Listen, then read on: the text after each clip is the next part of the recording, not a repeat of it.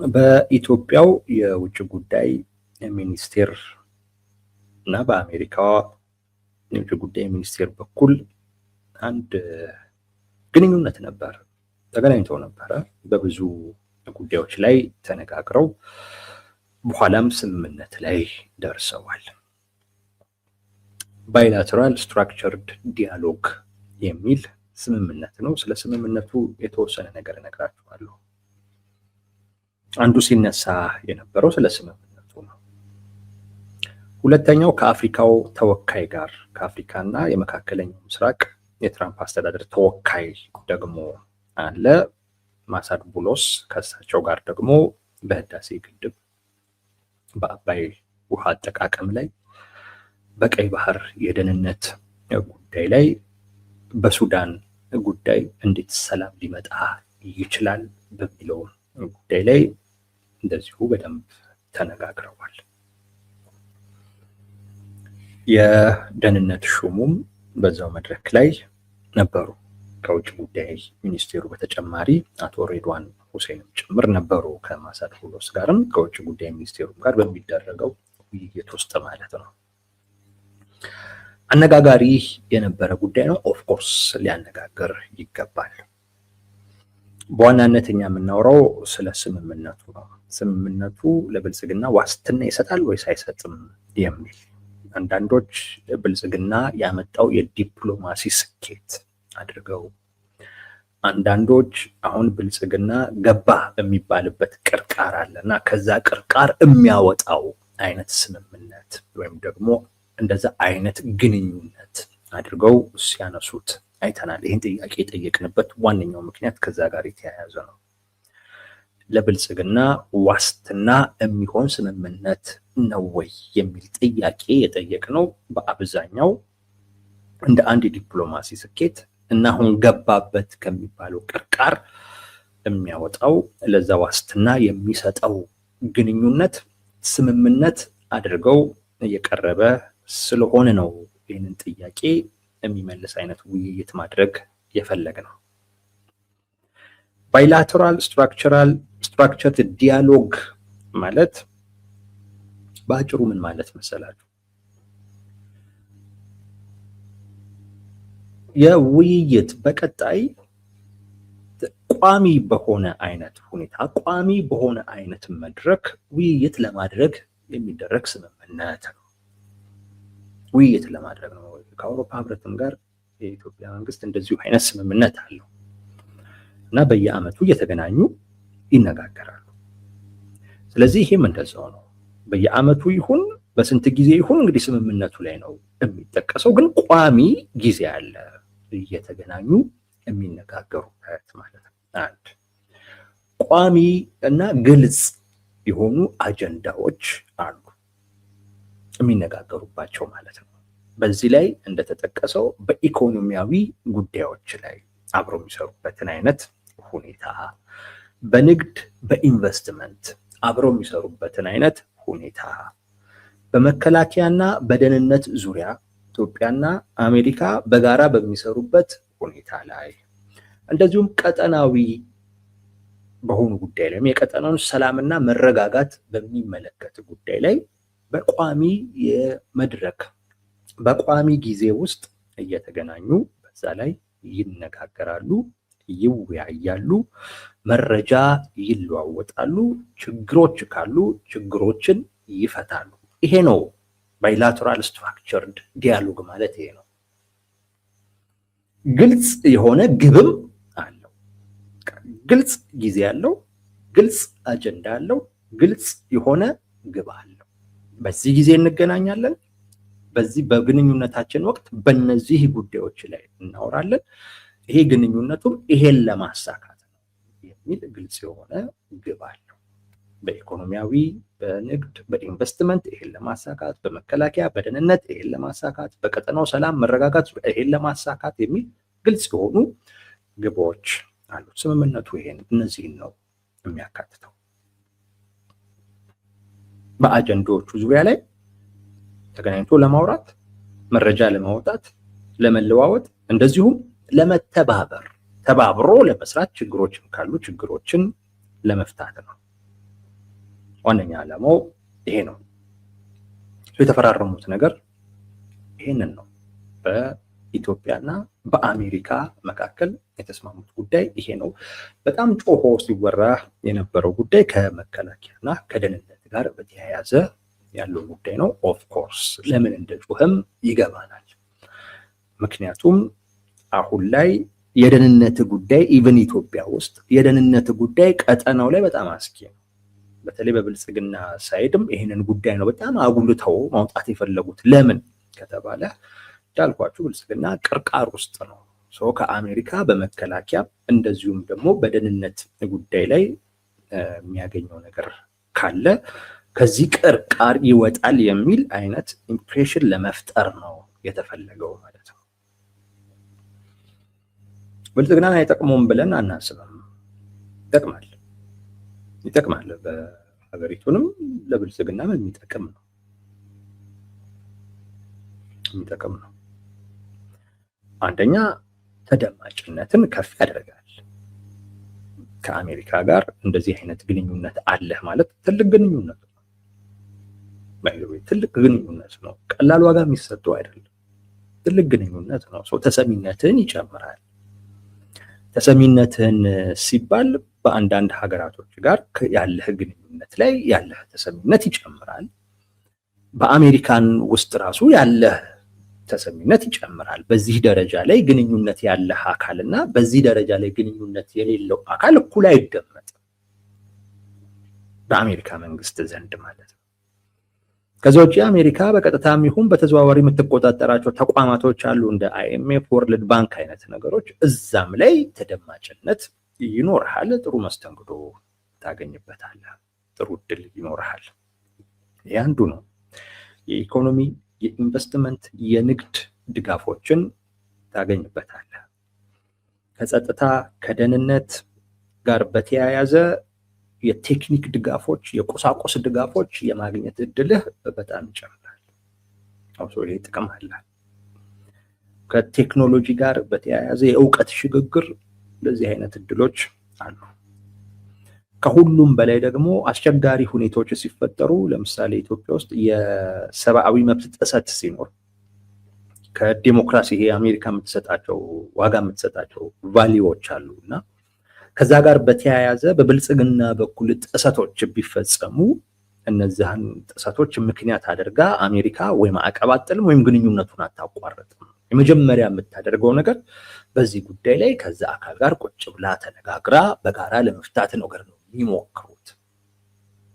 በቃ አሁን የተገናኙበት ግንኙነት ጠንካራ ስለሆነ ማለት ነው። የሁላችሁ ቋሚ ነው ግንኙነቱ።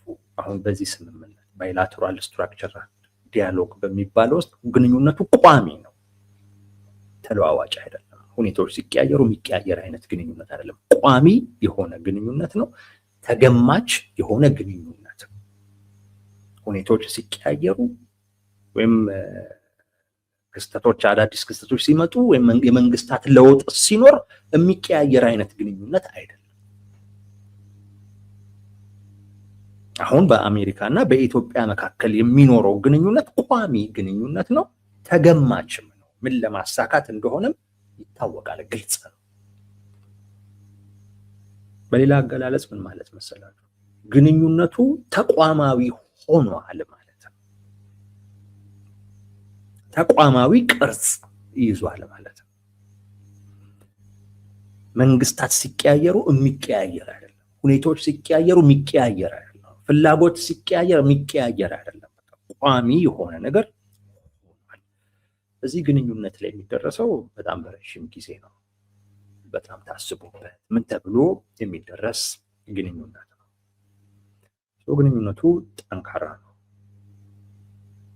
ቀላል ትርጉም የሚሰጠው አይደለም። በብልጽግና ዘንድ ግን በዛም ደረጃ ሲወራበት አላየሁም። ለምን እንደሆነ አብረን ስንነጋገር የሚገባን ይመስለናል። ይሄ ግንኙነት በዚህ ደረጃ ላይ ያለ ግንኙነት ለብልጽግና ምን ዋስትና አለው ነው? ምን ዋስትና ይሰጠዋል የሚለውን ነው በደንብ መፈተሽ የምንፈልገው። በእኛ እምነት ምንም ዋስትና አይሰጡ። አይ ቲንክ ለዛ መሰለኝ በብልጽግና በኩል በደንብ ቦታ ተሰጥቶት ይሄ ነገር ያልተወራው እንጂ ግንኙነቱ እንዳልኳችሁ በጣም ጠንካራ ነው። በኢትዮጵያና በአሜሪካ መካከል ያለውን ግንኙነት ተቋማዊነት የሚያላብስ ግንኙነት ነው። የግለሰቦች ግንኙነት አይደለም። መንግስታትን ቢቀያየር ምንም ቢል በዛው የሚቀጥል አይነት ግንኙነት። አንዱ ለብልጽግና ዋስትና የማይሰጠው ግንኙነቱ በዚህ ደረጃ ላይ መሆኑ ነው። ተቋማዊ መሆኑ ነው ዋስትና የማይሰጠው። ግንኙነቱ ተቋማዊ ሆነ ማለት የአሜሪካ ፍላጎት የረጅም ጊዜ ፍላጎት ነው ማለት ነው። ይሄ የሚቀያየር የረጅም ጊዜ ስትራቴጂክ የሆነ ፍላጎቷን ለማሳካት የምትጠቀምበት ግንኙነት ነው ማለት ነው። ግንኙነቱ ከብልጽግና ጋር አይደለም፣ ከሀገሪቱ ጋር ነው። ከሀገሪቱ ጋር ነው።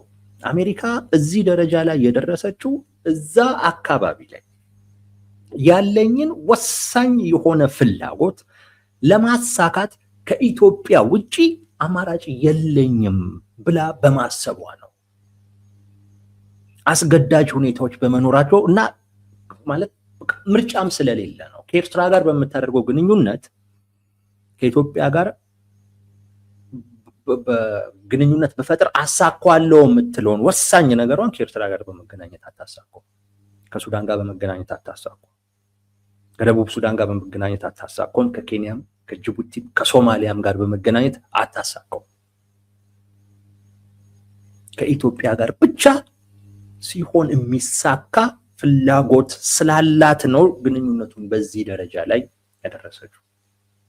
ተቋማዊ መሆኑ ለብልጽግና ዋስትና አይሰጥም። ዋስትና አይሰጥም። እንደውም በብዙ ጉዳዮች ላይ እንድትገባ ጣልቃ እንድትገባ የሚፈቅድ አይነት ግንኙነት ነው። ለምን? የሀገሪቱን ቀጣይነት ትፈልጓለች ማለት ነው። የሀገሪቱን ቀጣይነት ትፈልጓለች። ስለዚህ ሀገሪቱን ቀጣይነት ሊያረጋግጥ የሚችል አካል እንዲኖር ወይንም ደግሞ እንዲሆን ፍላጎት አላት፣ ጫና አለው። የአሜሪካ ጣልቃ ገብነት ቀላል አይሆንም። በእንደዚህ አይነት ግንኙነት ውስጥ ግንኙነት ከፍ እያለ ሲመጣ ለአምባገነን መንግስታት የሚመች አይደለም፣ አይመችም። በራሳቸው ፍላጎት በራሳቸው ፈቃድ ሀገርን መምራት የሚፈልጉ አካላቶች ከሌላ ሀያል ሀገር ጋር የሚኖራቸው ግንኙነት ከፍ ባለ እና ተቋማዊ ቅርጽ በተላበሰ ቁጥር አይፈልጉም።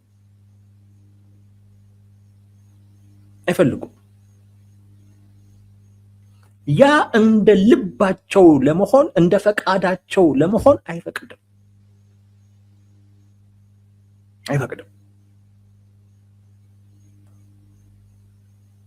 አሜሪካ ወሳኝ የሆነ ጉዳይ ያለ እሱን ከኢትዮጵያ ጋር በማደርገው ግንኙነት ብቻ የሚሳካ ነው ብላለች። በዚህ ስምምነት ውስጥ አሜሪካ ያንን ማለቷን ነው የምንረዳው። ብልጽግና ዛትማች ዋስትና የለውም። አንደኛ ጫና አለበት። ይሄ ከገባበት ቅርቃር ምናምን የሚያወጣው ነገር አይደለም። የኢትዮጵያን ቀጣይነት ትፈልጋለች። አሁን ኢትዮጵያ ውስጥ ቀጠናው ላይ ከኢትዮጵያ ውጭ አማራጭ የለም ለአሜሪካ ፍላጎት። ኢትዮጵያ ውስጥ ደግሞ ከብልጽግና ውጭ አማራጭ የለም። ስለዚህ ግንኙነቷ ከብልጽግና ጋር ነው በደንብ ተጠናክሮ ሊቀጥል የሚችለው። ግን አማራጭ ግን ቢኖር አሜሪካንንም አማራጭ ትፈልገዋለች። በተለይ ከብልጽግና በተሻለ የሀገሪቱን አንድነት ሊያስቀጥል የሚችል አማራጭ ኃይል ቢኖር አሜሪካን ትፈልጋለች። ጉዳዩ አሁን ከሀገሪቱ ጋር ነው እንጂ እዛ ከተቀመጠው መንግስት ጋር አይደለም። ብልጽግና ደግሞ የሚፈልገው የእሱን ህልውና ሊያስጠብቅ የሚችል አይነት ግንኙነት ብቻ ነው። ከሀገሪቱ ጋር ሲሆን ሀገሪቱን ሊጎዳ የሚችል ሀገሪቱን ሊያፈርስ በሚችሉ ጉዳዮች በሙሉ አሜሪካ ሴ አላት፣ የምትናገረው ነገር አላት፣ የምትፈልገው ነገር አላት፣ የምትፈጥረው ጫና አላት። ይህ አይመችም ለብልጽግና፣ በተለይ ለጠቅላይ ሚኒስትር አብይ አህመድ በፍጹም የሚመች አይደለም። በፍጹም የሚመች አይደለም። በተለይ ብልጽግናን ደግሞ ካያችሁት ሉዓላዊ ግዛቱን በብቃት የሚያስተዳድር አይደለም። ትግራይን አያስተዳድርም፣ አማራ ክልልን ግማሹን አያስተዳድርም፣ ኦሮሚያም ላይ በግድ ነው። ራሱ ለሾማቸው አካላቶች ዋስትና መሆን የማይችል ስብስብ ነው ብልጽግና። ዋስትና መስጠት የማይችል ነው። ለአሜሪካ ፍላጎት ዋስትና የሚሰጥ አይደለም። እንዲህ አይነት ግንኙነትን ተቋማዊነት ስታላብስ ይሄ የብልጽግና ድክመት እንዲቀረፍ ትፈልጋለች። ግን የሚቀረፍ አይነት ግን ባለመሆኑ ምክንያት አማራጭ ኃይሎች እድል አላቸው።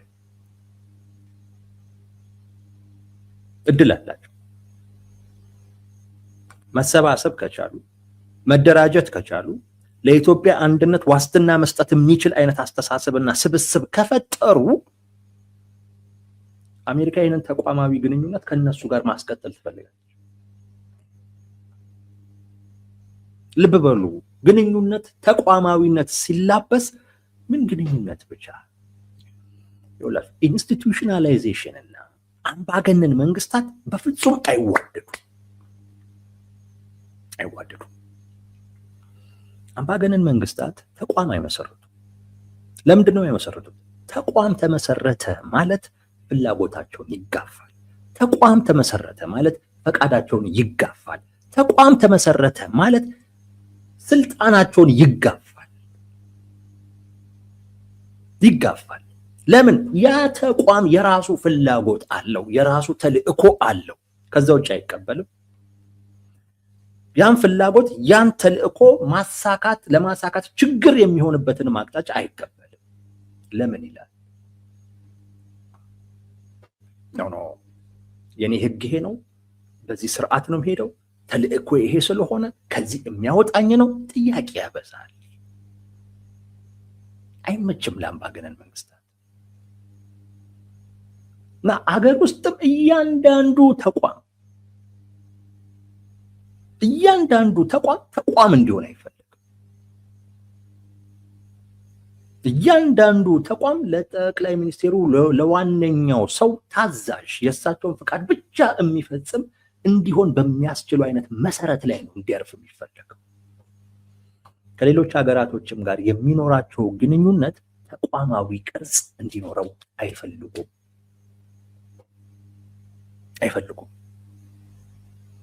ተቋማዊ ቅርጽ ኖሮ ማለት አይመችም ለነሱ። ህግ አለው፣ ስርዓት አለው፣ እንደዛ ነገር ነው። ስልጣናቸው አደጋ በገባበት ጊዜ ናስ የሆነ ነገር ላክልኝ እንዲያርግልኝ ምና ከስልጣን ጋር ስልጣናቸውን ሊያስቀጥል የሚችል አይነት ግንኙነት ማለት የግንኙነቱ መሰረት እነሱ ናቸው እንዲሆኑ የሚፈልጉት። አሁን በኢትዮጵያና በአሜሪካ መካከል የተፈረመው ፊርማ የግንኙነቱ መሰረት እሱን እንመጣበታለን። ፍላጎት ነው፣ የሀገራቶቹ ፍላጎት ነው እንጂ መሪዎቹ አይደሉም።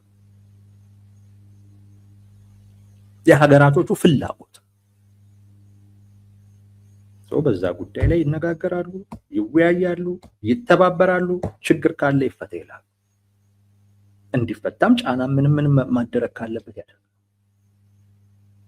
ያ መንግስት ያንን ፍላጎት በማሳካት ረገድ ብቁ ሆኖ ካልተገኘ አሜሪካ አማራጭ ታማትራለች።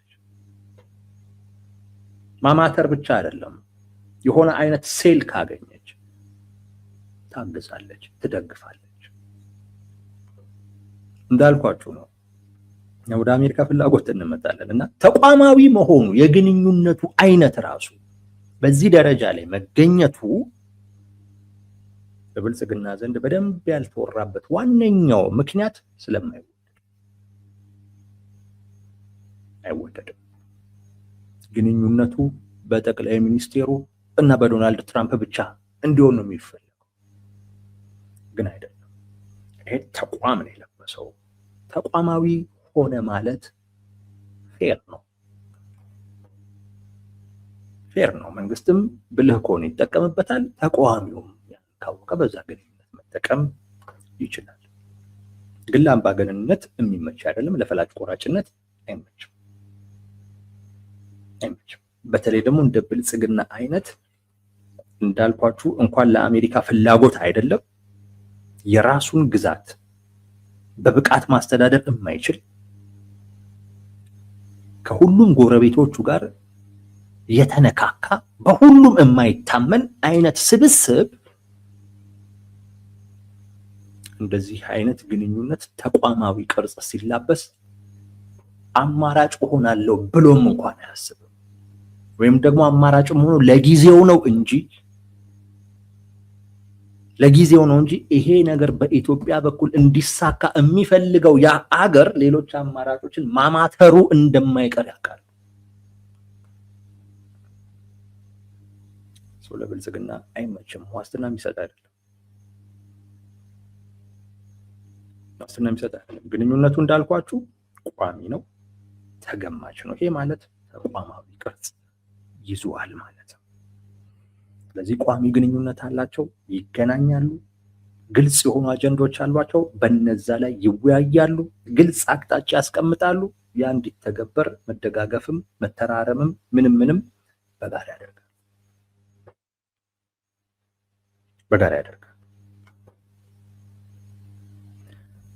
ተቋማዊነት ሲላበስ ለአምባገነን አይመችም፣ ለአምባገነኖች አይወደድም። አንዱ እሱ ነው።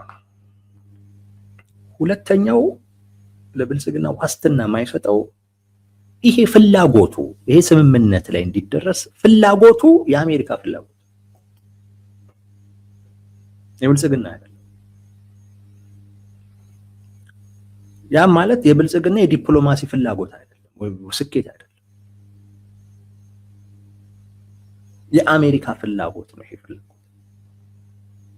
ከኢትዮጵያ ጋር ግንኙነቷን በዚህ ደረጃ ላይ ማሳደግ የፈለገችው አሜሪካ ነች እንጂ ብልጽግና ሰርቶበት ያመጣው ጉዳይ አይደለም። እንዳልኳችሁ ነው፣ ስለማይጠቅመው አይሰራም። በዚህ ነገር አይሰራም። ፍላጎቱ ግን የአሜሪካ ነው።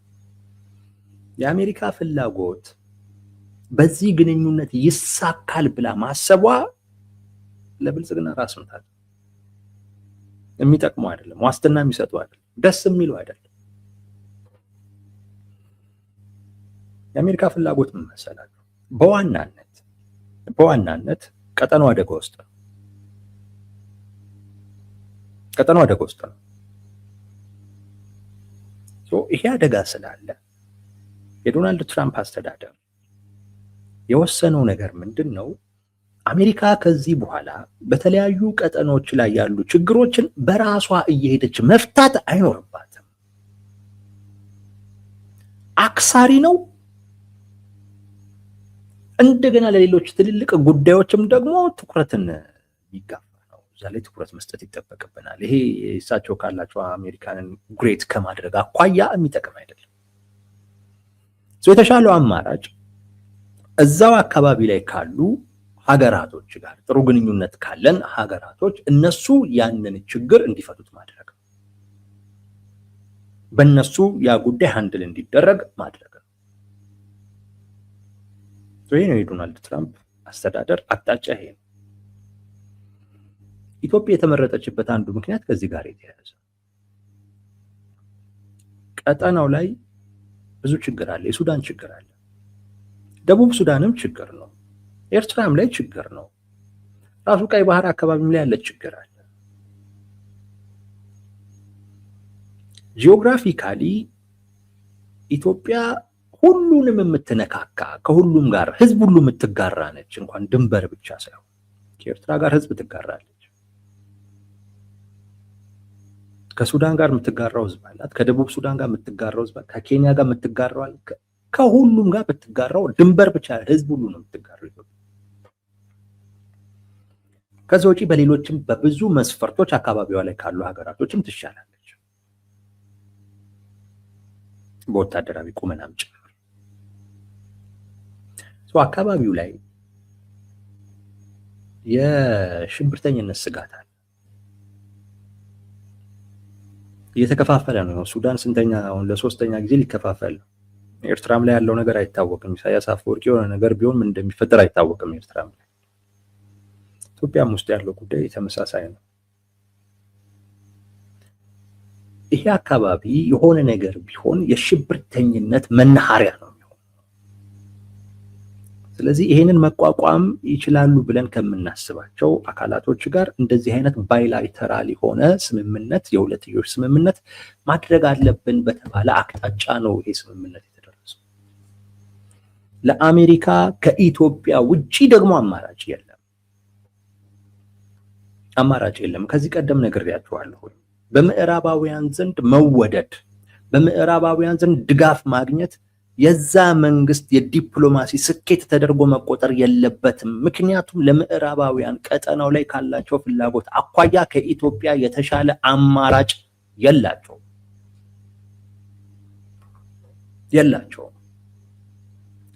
ሰርተ ያመጣው አይደለም፣ በቃ የተሰጠ ጊቭን ነው ለኢትዮጵያ። ይሄ እንዲሁ የተሰጣት ነገር ነው።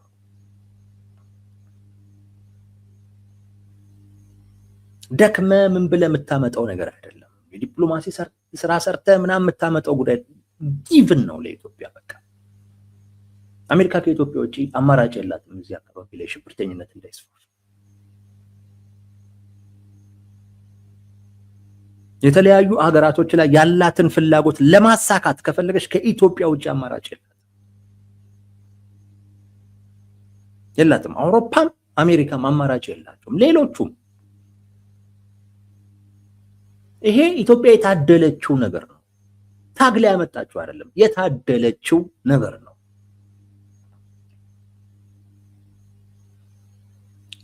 ይሄን የታደለውን ነገር የመጠቀም ጉዳይ ነው፣ ሌላ ነገር የለም። የአሜሪካ ፍላጎት ይሄ ነው እና ብቸኛ አማራጯም ኢትዮጵያ ብቻ ነች። ያ ማለት ምን ማለት ነው? ያ ማለት የኢትዮጵያ የውስጥ ሁኔታ በእጅጉ ያሳስባታል ማለት ነው። ምክንያቱም የኢትዮጵያ የውስጥ ጉዳይ አሳሳቢ ስለሆነ ማዕከላዊ መንግስቱ ተገፍቶ ይኸው አዲስ አበባና ከዛ በታች ወዳለው አካባቢ ላይ ብቻ ነው እየቀረ። በእንደዚህ አይነት ሁኔታ ኢትዮጵያ ከአሜሪካ አገኘዋለሁ የምትለውን ነገር አታገኝም። ስለዚህ ይሄ የውስጥ ጉዳይ አሜሪካንን በጣም ያሳስባል። የውስጥ ጉዳይ ደግሞ ሊስተካከል የሚችለው በወታደራዊ ኃይል እንዳልሆነ ታይቶ የተሞከረ የወደቀ ጉዳይ ነው። ስለዚህ ጫና አለ መንግስት ላይ፣ ጫና ውስጥ ነው። ችግሮችን በዚህ መንገድ ፍታ፣ ችግሮችን በእንደዚህ አይነት መንገድ ፍታ የሚል ጫና ነው። ባይሆን ለዛ ይህን ስታደርግ ይሄ ይሰጣል፣ ይህን ስታደርግ ይሄ እንደዚህ የሚባል ድጋፎች ሊኖሩ ይችላል። ነገር ግን ውስጣዊ ችግሮቹን እንዲፈታ የሚያስገድድ የሚገፋፋ አይነት ጫና ነው። በቃ ከአሜሪካ ጋር ያለ ግንኙነት፣ በተለይ በዚህ ደረጃ ላይ ያለ ግንኙነት እረፍት አይሰጥም። ጠቅላይ ሚኒስትሩ ይህንን ያውቃሉ። ብልጽግና ላይ ያሉ ከፍተኛ ሰዎች ይህንን ያውቃሉ። ከአሜሪካ ጋር ግንኙነት ተፈጠረ ብሎ የሚጮኸው ታች ያለው ነው፣ ብዙም የማያውቀው። ከአሜሪካ ጋር ስትገናኝ አሜሪካ እየጫነችብህ ነው፣ እየጫነችብህ ነው። የእሷን ፍላጎት ነው የምታስበው። ዲፕሎማሲያዊ ስኬትም አይደለም፣ በአሜሪካ ፍላጎት የተፈረመ ጉዳይ ነው። ከሌሎች ሀገራቶችም ጋር ትፈርማለች እንደዚሁ አይነት ባይላተራል ሊቆም አይነት ግንኙነቶች። ከዶናልድ ትራምፕ የተሰጠ አቅጣጫ ነው። ሁለተኛው ለብልጽግና ዋስትና የማይሰጠው ይሄ ነው። አንደኛ የግንኙነቱ ባህሪ ነው፣ ተቋማዊ መሆኑ። እንደፈለግ ካጠመዝዞም ለራስ ፍላጎት አትጠቀምበትም ግንኙነቱ። ሁለተኛው በአሜሪካ ፍላጎት ይመጣ። በአሜሪካ ፍላጎት ስለመጣ ያ የአሜሪካ ፍላጎት እንዲሳካ የኢትዮጵያ ውስጣዊ ሁኔታ መስተካከል መቻል አለበት፣ መሻሻል መቻል አለበት። ያ ማለት ግንኙነቱ አሜሪካ በውስጣዊ ጉዳዮች ላይ ጫና ልታደርግ እንደምትችል ጣልቃ ልትገባ እንደምትችል የሚጠቁም የሚያሳይ ጉዳይ።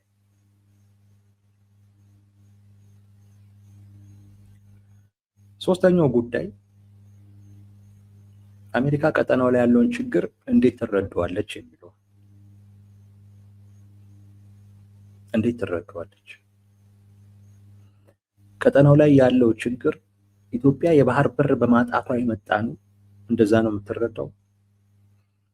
ቀጠናው ላይ ያለውን ችግር ሻዕቢያ ነው የፈጠረው፣ እንደዛ ነው የምትረዳው። አሜሪካ ቀጠናው ላይ ያለውን ችግር የምትረዳበት መንገድ ለኢትዮጵያ የሚጠቅም አይደለም። ምናልባት ይሄ ግንኙነት እንግዲህ የማስረዳት እድል ስለሚሰጥ ምናልባት ይሄን አመለካከታቸውን ከቀየረ የምናየው ነው የሚሆነው፣ ግን የሚቀይረው ግን አይመስለኝም። ምክንያቱም አሁን ላይ ያለው የአሜሪካ አስተዳደር ጥቅሙን ብቻ የሚያስብ ስለሆነ ያስረዳከውም አላስረዳከውም ብዙ ፋይዳ የለውም። አሜሪካ ችግሩን የምትረዳው ቀጠናው ላይ ያለው ችግር በኢትዮጵያና በግብፅ መካከል የተፈጠረ ውጥረት ነው ብላ ነው የምትረዳው። የአሜሪካ መረዳት ያ ነው። በሁለቱ መካከል አንዳች የሆነ መግባባት ውስጥ ካልተደረሰ በስተቀር እዛም ያንን ቀጠና ማረጋጋት አይቻልም። ሱዳን ላይ ያለው ችግር ይሄ አይነት ገጽታ አለው።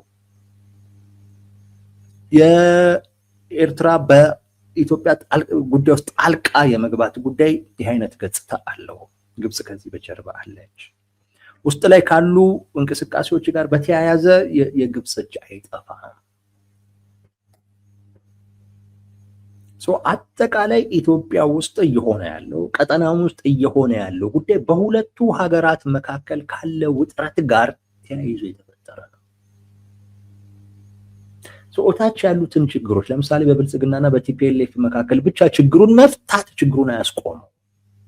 በሻዕቢያና በብልጽግና መካከል ችግሩን መፍታት ችግሩን አያቆም። ችግሩ ምንጩ በኢትዮጵያና በግብፅ መካከል ያለው ግንኙነት ነው። ያ ግንኙነት ውጥረት ስላለበት ነው። ውጥረቱ ደግሞ ከአባይ ውሃ እንደዚሁም ከህዳሴ ግድብ ጋር የተያያዘ። ይሄ አሜሪካ መረዳት። በህዳሴ ግድብ ላይ አውርተዋል። በቀይ ባህር ጉዳይ ላይ አውርተዋል። ያ ማለት ኮምፕሮማይዝ ሊያደርጉ ነው። በህዳሴ ግድብ በአባይ ውሃ አጠቃቀም ላይ የግብፅን ፍላጎት ምናልባት ደግሞ ከቀይ ባህር ጋር በተያያዘ ደግሞ የብልጽግናን ፍላጎት ለማሳካት እንደዚህ አይነት ነገሮች ወይም ኮምፕሮሚስ ሊያደርጉ ነው እንጂ ሌላ የሚያስማሙበት መንገድ ያለ አይመስለኝም። አሮን ነው ይሄ ለብልጽግና ጥቅም ሊሆን ይችላል፣ ለኔ ግን ጥቅም አይደለም። ምክንያቱም እንዳልኳችሁ ነው፣ ከድሮም የሚገናኙ አይደለም። በአባይ ወንዝ ላይ የመጠቀም መብት አለ። ይሄንን መብትን ሰጥተህ እንደገና የባህር በር ማግኘት እሱም ከተገኘ ነው፣ የሚገኝም አይመስለኝም። ምናልባት የኤርትራ መንግስት የኢትዮጵያ መንግስት እንደ ወደብ እንዲጠቀም እንዲፈቅድ ሊያደርጉ ይችሉ ይሆናል እንጂ የባህር በር ስጡት የሚል ነገር አይ ዶንት ቲንክ ሶ ሊሆን የሚችልም አይነት አይደለም። ሊሆን የሚችል አይደለም። ችግሩን አሜሪካ የምትረዳበት መንገድ በኢትዮጵያ ላይ ጫና እንድትፈጥር የሚያደርግ ነው። ግብፅ ላይ ጫና አትፈጥርም። ምክንያቱም ከግብፅ ጋር ያላት ግንኙነት የበለጠ ከኢትዮጵያ ጋር ካላት ግንኙነት በበለጠ የግብፅ ግንኙነት ይጠቅማታል። በተለይ መካከለኛው ምስራቅ ላይ ላላት ፍላጎት እሱን ታስቀድማለች። ስለዚህ የቀጠናውን ሰላም፣ ስለ ቀጠናው መረጋጋት እንነጋገራለን፣ እንወያያለን ማለት በዛም ላይ ያሉ ችግሮችን እንፈታለን የሚለው ጉዳይ በእርግጠኝነት በኢትዮጵያ ላይ ጫና መፍጠር የሚችሉበትን እድል ነው እየፈጠሩ ያሉት። ይህ ስምምነት ያንን እድል የሚፈጥር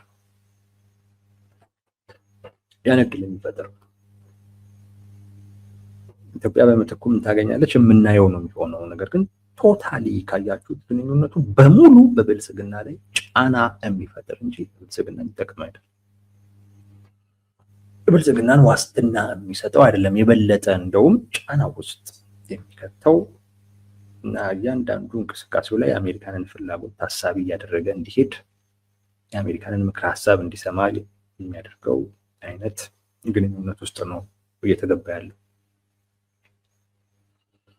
እና በብልጽግና ዋነኛ ሰዎች ዘንድ ብዙ የሚያስደስት አይመስለኝም። ታች ግን ያለው አካል ግን ለመጮህ ሆነዋል።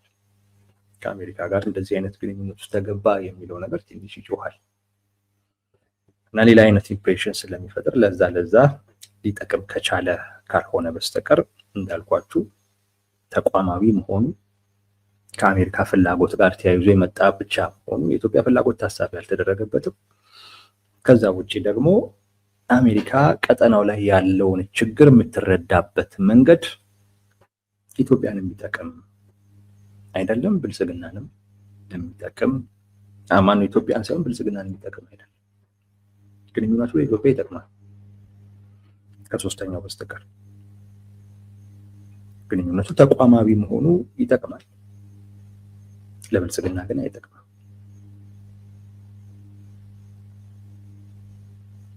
ለብልጽግና ያን ያክል ዋስትና የሚሰጥ አይነት ግንኙነት ሆኖ አላገኘ ነው። በዛም ምክንያት ይመስለኛል ብዙም በብልጽግና ሰዎች ዘንድ ያልተዘመረለት ለማለት ነው።